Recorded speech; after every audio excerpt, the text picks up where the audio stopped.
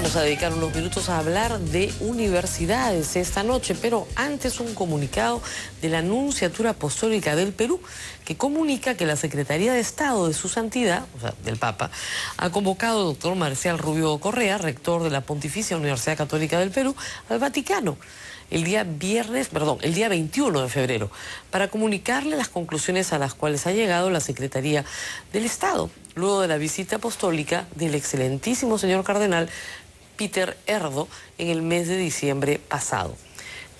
El señor rector de la universidad viaja a Roma, la Secretaría de Estado para la Educación, que es la que ve estos temas, conversa con él, le presenta las conclusiones a las que se ha llegado luego del informe del cardenal que fue nombrado para establecer cuáles tenían que ser los cambios en el estatuto de la universidad.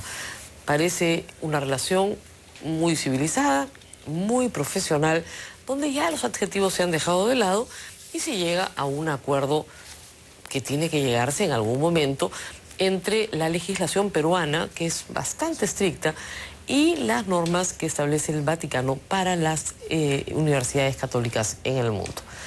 Eso en la Universidad Católica. Pero ¿qué pasa con el resto de las universidades en el país? La Contraloría ha efectuado un informe que le pone tareas al Congreso que creo que son impostergables. Veamos.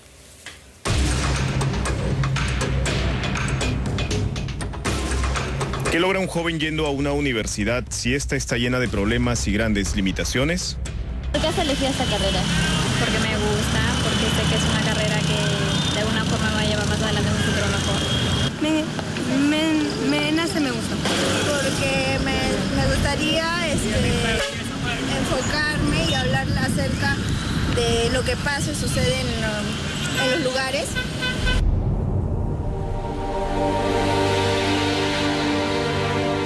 O sea, la educación peruana de hoy es una educación que no tiene el menor síntoma de vanguardia.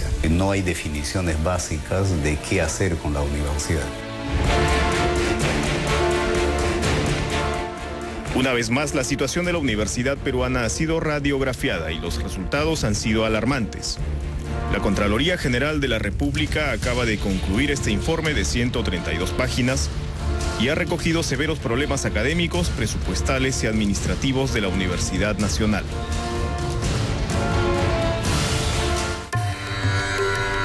La Contraloría analizó en primer lugar la oferta educativa universitaria y la proliferación de filiales en todo el país, en base a cifras disponibles del año 2010. Así, de las 101 universidades existentes a nivel nacional, 66 son privadas. De estas, 19 ya funcionan pese a encontrarse en pleno proceso de institucionalización.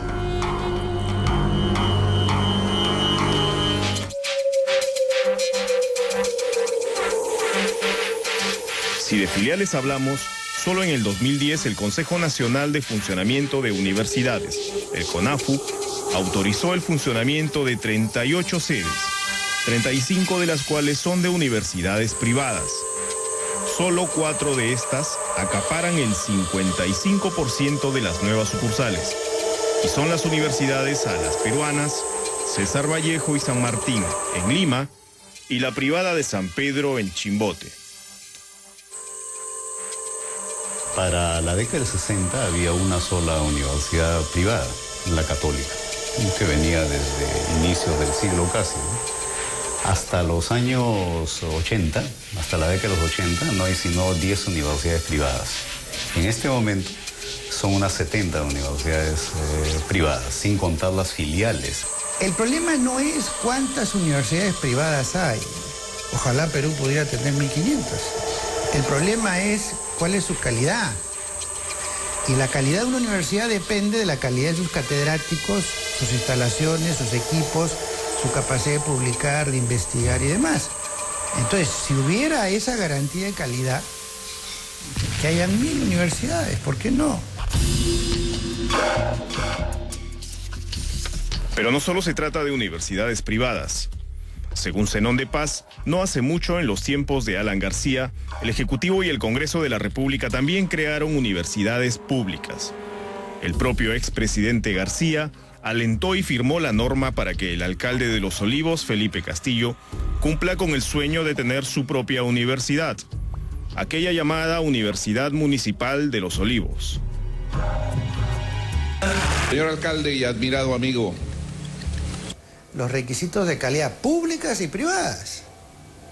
Porque también públicas, bueno, hay un problema en Cañete, entonces Universidad de Cañete. Hay un problema en Huancavelica, en Tayacaja, Universidad de Tayacaja. O sea, en Apurímac, que sea universidad, sin garantía de presupuesto, sin garantía de profesores capaces de enseñar, sin infraestructura, sin laboratorios, sin equipos. Bueno, se crea por ley. ¿Cómo puede ser eso una universidad de alto nivel? Hablábamos de la creación irresponsable de 14 nuevas universidades públicas, en una lógica de crear universidades públicas cercanas a las elecciones, como si fueran losas deportivas. Pues. A cualquiera nota que hay ahí una voluntad de captar votos, obviamente, ¿no? El gobierno de Alan García. El gobierno de Alan García, en algunos casos con un costo social lamentable. Consecuencia de esto es la pobre investigación científica y tecnológica que realiza la Universidad Peruana. En este sentido, la Contraloría comparó la situación del Perú en el mundo en base al ranking iberoamericano CIR 2010 de educación superior en Iberoamérica. Según esto, las universidades de este país produjeron en total 1.825 documentos de investigación entre los años 2003 y 2008.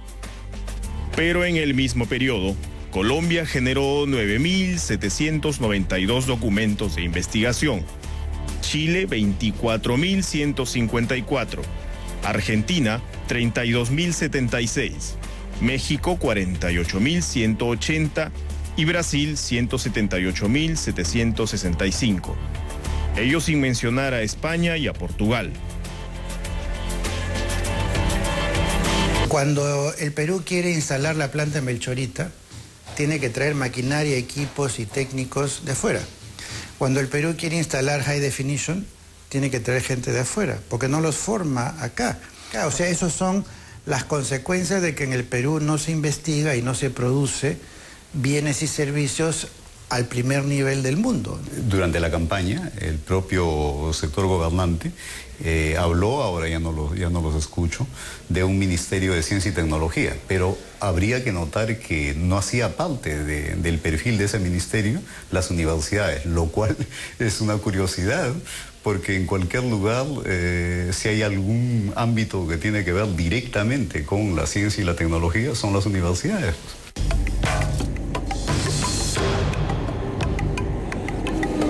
El estudio de la Contraloría determina que entre los años 2006 y 2010, las universidades nacionales disminuyeron visiblemente su ejecución presupuestal para investigación científica, a pesar de que los fondos que recibieron para ese fin, provenientes del canon minero, gasífero y petrolero, crecieron en 326%. Si el Estado no se interesa por la investigación y el desarrollo de ciencia y tecnología, las universidades no van a tener ningún aliciente, porque ni hay aliciente económico en el presupuesto, ni hay tampoco una demanda de que la universidad produzca tecnologías que el Estado le encargue o quiera utilizar para sus necesidades nacionales. El Ministerio de Educación tiene un nombre que no se ajusta del todo a la realidad, ¿no? En rigor, es un Ministerio de la Educación Básica. Poco tiene que ver con la educación superior. Con la universidad, nada. La propia ministra Patricia Salas se encargó de puntualizarlo en una entrevista al inicio de su gestión. Ella aclara que el Ministerio de Educación no tiene que ver con ese ámbito. Y así hay otros ejemplos en este informe, como la saturación y sobreofertas de carreras, algunas de las cuales rinden ya poco rédito. Por ejemplo, según León Trachtenberg, en el país hay por lo menos 150.000 maestros sin trabajo. ¿Qué se hace con ellos? Por eso, en sus recomendaciones, la Contraloría le ha pedido al Congreso de la República que promueva un estudio sobre la oferta educativa, es decir, sobre la creación de nuevas facultades, filiales y carreras, de acuerdo a la realidad socioeconómica de cada zona. Pero si el Congreso y el Ejecutivo siguen creando centros de estudio superior, sin mayor criterio, las cosas seguirán siendo las mismas.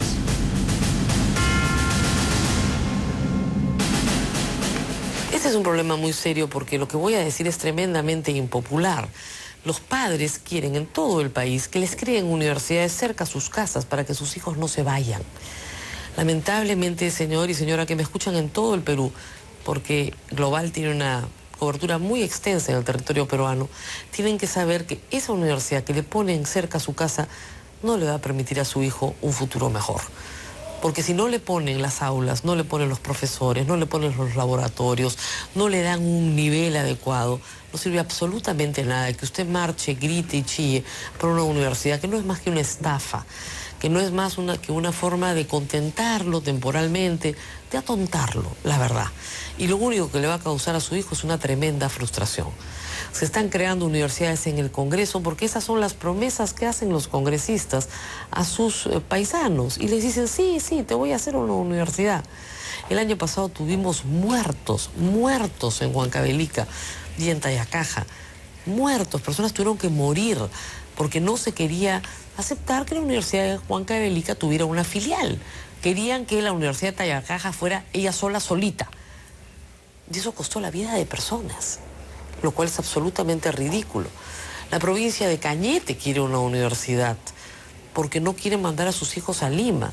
Pero si ni en Lima hay buenas universidades, imagínense ustedes lo que va a costar hacer una universidad en Cañete. Hay opciones mucho más inteligentes y serias para no hacer de la universidad pública una estafa. Es evidente además que hay universidad pública que sí tiene buena calidad, pero que el ingreso es muy difícil. Entrar a San Marcos hoy por hoy es muy difícil y eso hace que la Universidad de San Marcos tenga el mejor alumnado del Perú, porque sus exámenes de selección son tremendamente competitivos. Igual la Universidad Agraria, igual la UNI. Pero luego la universidad pública peruana se pierde, ¿no es cierto?, en el marasmo.